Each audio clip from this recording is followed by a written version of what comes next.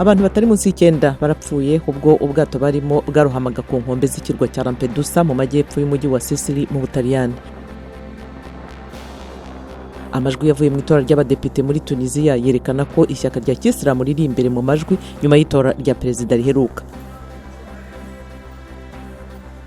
Abantu babarirwa muri mirongo muri Côte d'Ivoire ejo ku cyumweru bihereje imihanda mu murwa mukuru Abidjan bamagana urupfu rw'umwana w'umukobwa wari ufite imyaka 3 wari wafashwe ku ngufu. Abantu ibihumbi magana bo mu bwoko bufite ubwiganze muri Etiyopiya kuwa gatandatu batangiye kwizihiza ibirori ngarukamwaka by'umuganura Addis Abeba.